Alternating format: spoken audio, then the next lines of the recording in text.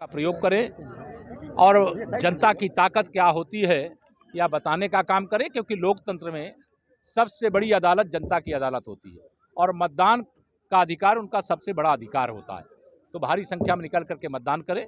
जहां तक भारतीय जनता पार्टी की दृष्टि से आप पूछना चाहते हैं, मैं पूरे विश्वास से कह सकता हूं कि जितनी सीटें हमने 2017 के विधानसभा चुनाव में जीती थी, उससे ज़्यादा सीटें 2022 में जीतेंगे।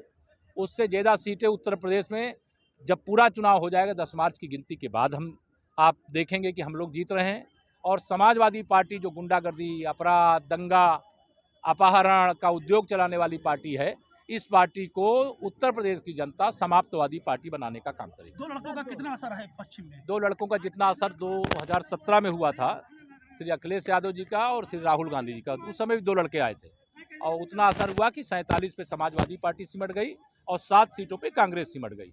और 2022 में भी 2 लड़कों का क्या असर होगा, आप 10 मार्च को देखेंगे तो आप कहेंगे हाँ, किशोर प्रसाद जी यहाँ आए थे, जो कह रहे थे वो सही है। जब 2019 में सपा, बसपा और लोकदल तीनों मिलकर के कोई असर नहीं दिखा सके, तो 2022 में ये सब असर क्या दिखाएंगे? सर, जो हिजाब का पूरा मुद्दा है वो यहाँ इंटरनेशनल लेवल पर क्या? देखिए, हिजाब के मुद्दे पर जो तथाकथित विपक्ष राजनीति कर रहा है, उस राजनीति से बाज आए। इस देश में, इस प्रदेश में सबको अपने हिसाब से जरूर जीने का अधिकार है, लेकिन किसी विद्यालय में हम भी, आप भी, हमारे भी, आपके भी बच्चे हैं, भाई बहन हैं, अगर कॉलेज जाते हैं और कॉलेज का कोई यूनिफॉर्म है तो उस यूनिफॉर्म को पहनते तो हमें आपको भी अच्छा लगता है। तो कॉलेज की परिसर में अगर कोई कॉलेज का यूनिफॉर्म है तो उसका सब कुछ पालन करना चाहिए। और कॉलेज के बाहर जब कोई निकलता है तो अपनी ज़िंदगी जैसे जीना चाहे, जो पहनना चाहे, जो ना पहनना चाहे, वो उसकी इच्छा है।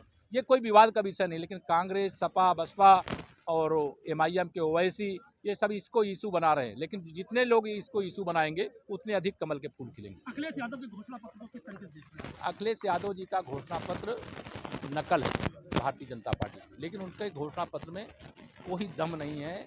और वह जैसे बेदम थे 2014 से, जब मुख्यमंत्री थे, जब हम 73 सांसद जीते, 2017 में मुख्यमंत्री थे, चुनाव हुए, हम 325 सीटें जीते, वैसे ही उनका घोषणा पत्र है।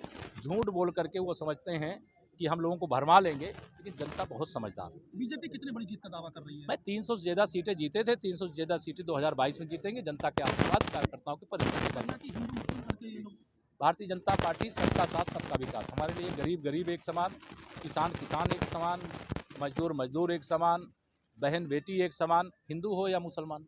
धन्यवाद। ने एक ट्वीट किया है, उन्होंने कहा है कि जो संकल्प पत्र है वो कल्प पत्र है।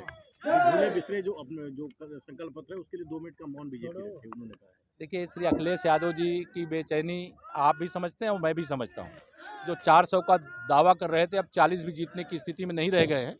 इस समय उनका तनाव है, मैं समझ सकता हूँ, और उनको कहूँगा कि आराम करें और हम 10 मार्च के बाद उनके इलाज की अच्छी व्यवस्था करें।